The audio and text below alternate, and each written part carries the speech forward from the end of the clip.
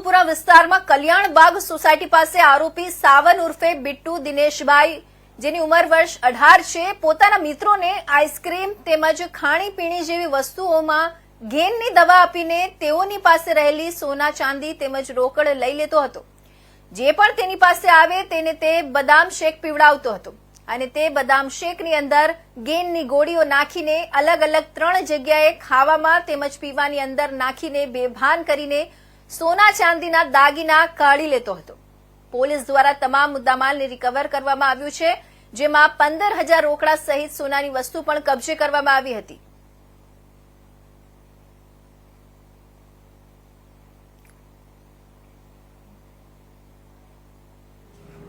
સત્તર તારીખના રોજ બપોર બાદ માધુપુરા પોલીસ સ્ટેશન ખાતે સિવિલ હોસ્પિટલથી એક વર્દી આવે છે,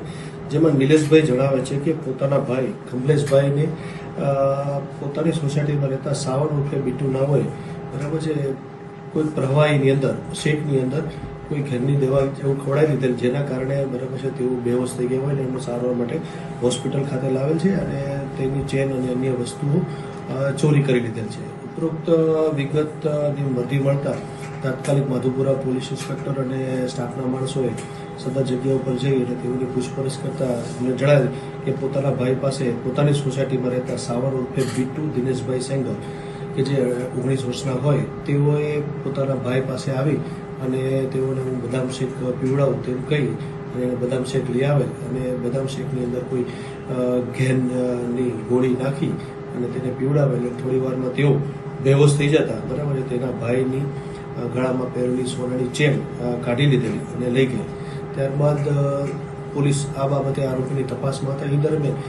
ફરિયાદી અને આરોપી બંને એક જ સોસાયટીમાં રહેતા હોય, આ જ સોસાયટીમાં રહેતા બીજા સપનાબેન ડોટર ઓફ મહેશભાઈ ચૌહાણ નાઓએ પણ પોલીસ સ્ટેશન ખાતે આવી એક જાહેરાત આપેલ કે પોતે તારીખ 14/2ના રોજ પોતાના ઘરે હાજર હતા. એ દરમિયાન બરાબર છે આ કામના આરોપી તેના ઘરે ગયેલ અને તેઓને કીધેલું કે આપણે બદામ શેક પીવો છે તો હું લેતા આવું, જેથી તેઓએ લાવેલો બદામ શેક આ કામના ફરિયાદીને પીવડાવેલ. એટલે ફરિયાદી પોતે જે રીતે નિલેશભાઈના ભાઈ બેભાન થઈ ગયા તે રીતે પોતે બેભાન થઈ જતા તેના ઘરમાંથી તેની તિજોરીમાંથી 16,000 રૂપિયા અને નાકની ચૂક પણ કાઢી લીધેલી, જે તે સમયે એનો ચેન લઈ લીધેલો. ત્યારબાદ આવી જ રીતે તપાસમાં તે દરમિયાન એ જ સોસાયટીમાં રહેતા અન્ય સાહેબ રાકેશભાઈ બાપુભાઈ કે જેઓને દુકાન છે, તેઓને આ કામના આરોપી જેને એવું કહે છે કે તમારે નોનવેજ જમવું છે, સાહેબે હા પાડતા તેઓને મટન ટીકા નોનવેજ લાવી અને તે નોનવેજની અંદર ઘેનની ગોળીઓ ખવડાવી અને તેઓને પણ બેહોશ કરી તેઓની પાસેથી રોકડા રૂપિયા 16,000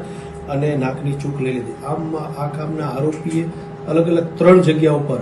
ખાવાના અને પીવાના અને ખાવાના પદાર્થની અંદર ઘેનની ગોળીઓ ભેરવી અને તેમની પાસેથી સોનાની ચેન રોકડા રૂપિયા લઈ લીધેલા હોય, જે આધારે તપાસ દરમિયાન આ